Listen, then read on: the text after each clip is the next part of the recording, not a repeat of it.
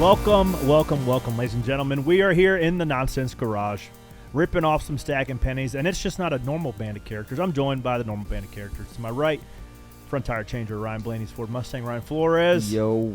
And also, the big Truck Series winner, my teammate over at Spire Motorsports, Rajah Caruth joins the studio. Hey. What's happening? Thanks y'all having me. Coming on in, but hey, nice trophy. It's heavy. I accidentally dropped it. It's heavy from the weight of it's coming off your shoulders of everybody asking when you're going to win. It's crazy. Like, y'all don't understand, man. Because so many people help you to get to a point, right? And you always get close. You get close, and it's like, is it going to happen? And it's nice to just do it. It happened. When did it sink in? It still hasn't. Yeah, it still hasn't. Because you got out, and it was like you just got done with a practice interview. Well, like, our truck's pretty good. Yeah, like I thought about this obviously for years, right? You think about your first win, right? And you're like, oh, I'll be crying like a baby, and I was just like, feels oddly calm. I got a theory about that. I think it's because you have visualized it, you've worked for it, so it's not a surprise. Yeah, it's not a surprise. Because not just because you're sitting here, you are one of the hardest working guys in the garage. With your notes, with your sim time, with all that sort of stuff. Now it's all kind of came to fruition, and now you're starting to actually get trophies for the rewards for all the amount of your work you're getting. But previously to that, with the unknown of the GMS closing shop, not really having a deal, you were not having one. Not having one. Not having one. Yeah. Not many people know that, like, your deal over at our place wasn't done until legitimately 10 days before Daytona. Contract was docu-signed in the month of February. Yeah. Yeah. Talk about that offseason, just a lot of in limbo, a lot of hopes, having this truck over at our place. Is it mine? Is it not? Is it going to happen? Mm-hmm. So I think we'll backtrack to, like, last fall, and, no one obviously wasn't going to, GMS wasn't going to keep their truck program, and still having that relationship with Chevy, right? But I had a chance to go in a 38, and I kind of just said no, just because I trusted that there would be a place for me at Chevrolet, right? And honestly, like, for a lot of time, like, man, I may have just screwed myself, And I'm glad I stayed faithful, because although it came together really late, it's really because of Mr. H and Hendrick Cars, and honestly the folks at Spire, Jeff, TJ, for betting on me. Even though, like, not having the funding at first to run the whole year, they wanted me in the thing, and so a lot of people pulled some strength to make it happen. I don't know if TJ's ever told you this to your face, but him and I have talked about you multiple times, even before you were in the mix or conversation halfway through last year. He called you a blue chip guy. I don't know what that means. That's really good, right? Shaquille O'Neal was a blue chip guy out of LSU. That, like, a five tool guy. You've got the work ethic, you got the look, you've got all the things going for you, got the talent.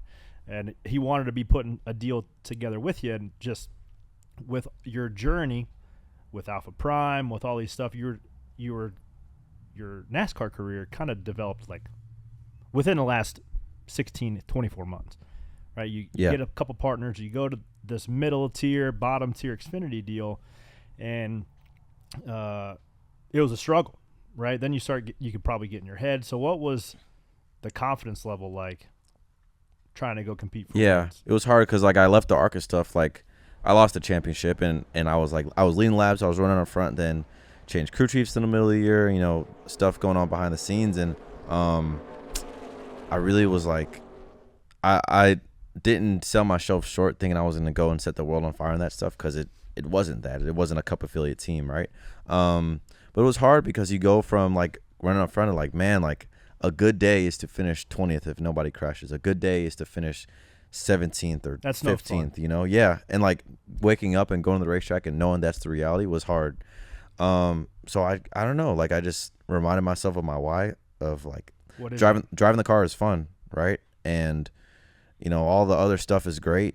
All the fancy things, the things off the track, like, that's fun. That's important things to do. But the driving is the funnest thing. Even if your thing is driving terribly, like you're plowing the fence down, or you can't get in the corner because you're crashing, like, so many people would pay a lot and do a lot to be in that spot, Yeah, and that's what, when everybody asks what the Stacking Pennies is about, right? That's what it's about. So Corey equates his career much like what you just said, where it's like NASCAR 98, right? Or like, I don't know, it'd be like NASCAR 05. Dirt to Daytona. Well, he'd skip that with Yeah. with iRacing, but it's like you start with an ARCA team, and then you get kind of a crappy Xfinity ride, more or less. Yeah, you weather the storm. You get, a decent truck, and now you're in, if you can win Vegas, you have a team that can win the championship. Yep. That's how Vegas is. So your focus has to shift to that. But that's what the road is. So what are the biggest lessons you think you took away from driving junk? Yeah, and I mean, honestly, it wasn't even junk most of the time. Like the Alpha Prime stuff was for not having motors, not having like support, from Chevy. Like that stuff was pretty solid, Yeah, it's not compared to Cup affiliate teams. Yeah, for sure. Yeah, I know that's why you were saying that. I just want to make sure that for those listening, like that's not what it is, Yeah, that's right. But I learned so much in that stuff from how's this? There we go. From stuff like pit road, like I picked up a good amount of speeding penalties last year, like Dover, like 40.08 miles per hour, right? But you can bet you I won't make that mistake in a truck. It's what won you the race this when it weekend. matters. Right. And when it matters, like I did that trying to be the extra light faster, running 20th at Dover. That's the pennies, bro. 17th at Vegas, right? And I would messed up our day, right? Finishing 2 or 3, 4 spots worse than we would have. But those lessons were so pivotal. I even think about like my first big track racing Xfinity car. I wrecked on the second lap, and like that was such a big moment for me, just to like. Did you feel like your career was over? I thought that was it, dude. Yeah. I was like, dude, it's over, man. Well, it's a lot like that's a lot like his career, right? There's a reason you guys did a deal together on Fox. Yeah. A couple of years ago, right? Oh yeah. It's pretty lateral to what Corey's was. I mean, his first Daytona 500, the first pit stop, plowed in the fence. Clint Boyer. Yeah. About run Clint Boyer over, and then like go to Vegas, right? And you had a pretty big wreck at Vegas. Yeah. Like it was. You're just trying to get a little bit more. And that's where that came from, right? So that's exactly the progression you've been on. But we talk about it at length because we're short track guys. But like, it's hard unless you grow up in a vicinity of a short track or healthy short track program, or you move to North Carolina to race, like to be a race car driver. But you have, like, I know William Byron was an iRacing guy, but you have like taken that to the next level because you didn't even get behind the wheel of a real race car till you're 17. Yeah, so that was 4 or 5 years ago. Mm-hmm. Yeah, really improbable story.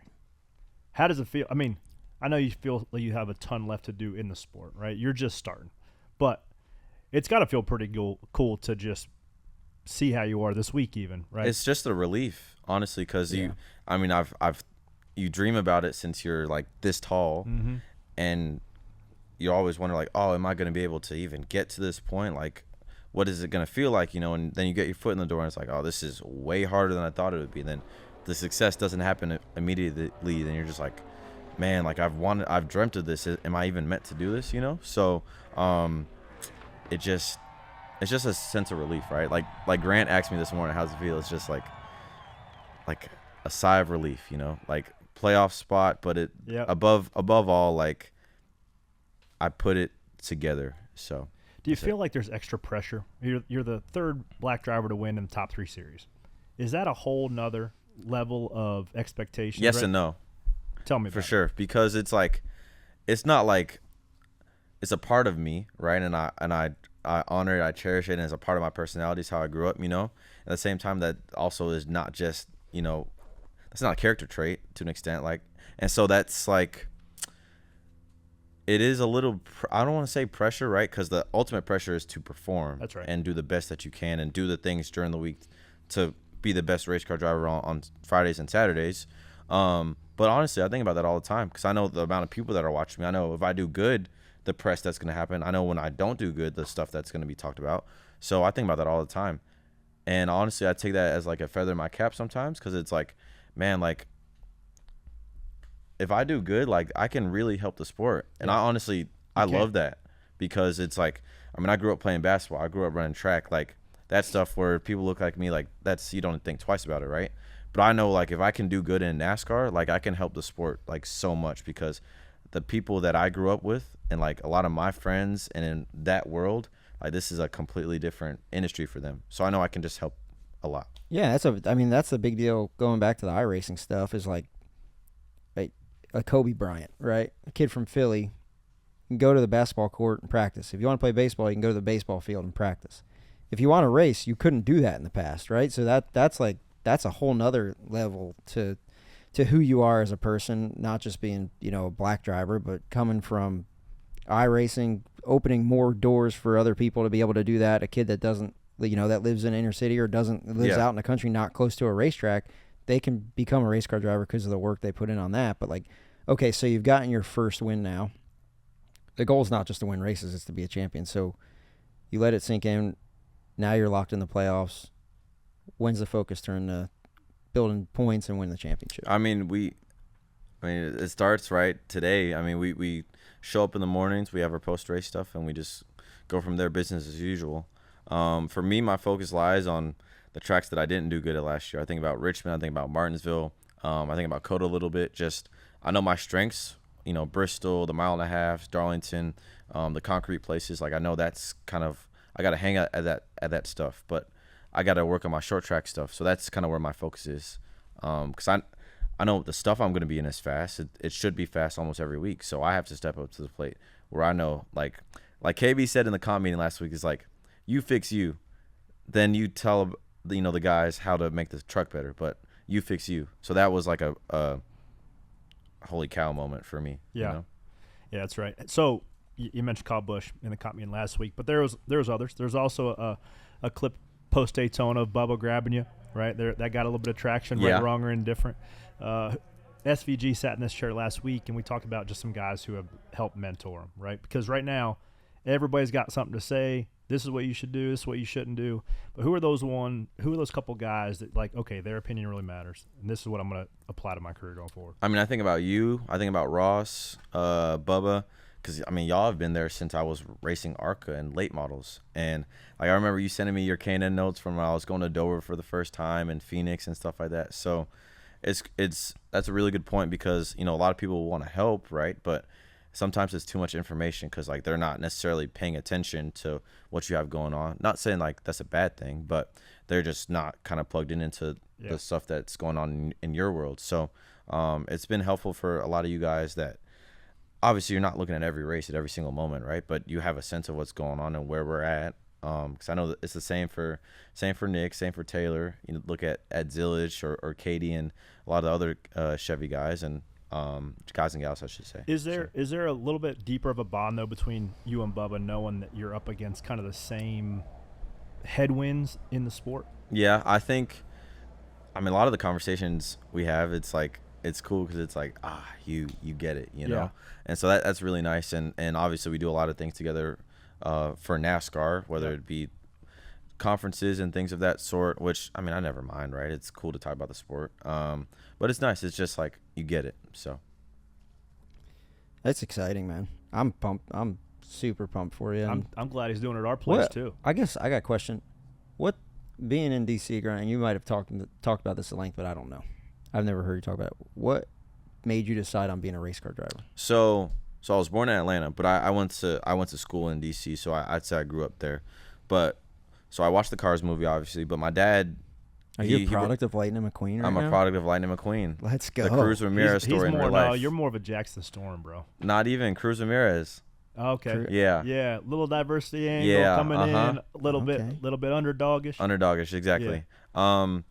But yeah, the Cars franchise. My dad would travel for work. He did a lot of stuff in the music and sports industry, so he would get diecast sometimes, and I mean that was it. I figured out how to watch the NR 2003 videos on YouTube or the stop motions on YouTube and stuff when I was 7, 8, 10 years old. And then that's kind of where it started for real.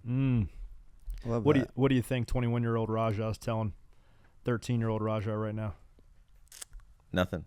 No, nothing at all. Not even nothing talking to him. You're not going to cry when you win your first race. Yeah. I'm not saying nothing to him. No, letting him learn. No, yeah, you gotta learn it because it made me to who I am today. Yeah, so. Dude, I'll say that you have been the biggest sponge in the garage. I think everybody would agree with that, right? Yeah. You ask questions sometimes too much because then I just Well, it's tough. That's you talk about But when you're a student of the sport, you just take a little bit from everybody, right? Like if you go to Hickory and watch a street stock race or something, you could take from one of them guys. Or you go to a cup race or stuff, you can take, and you're just taking little bits. It is weird, though, when you ask a lot of questions, because then you'll ask somebody a question and they'll give you their answer, but it doesn't quite work for you, and then they get pissed off that you don't listen to them. Yeah. You're like, no, it didn't really work for me, but it's obviously worked out for you because your trajectory has been steep. Yeah. What do you think that trajectory looks like this season and then 5 years from now where you want to be?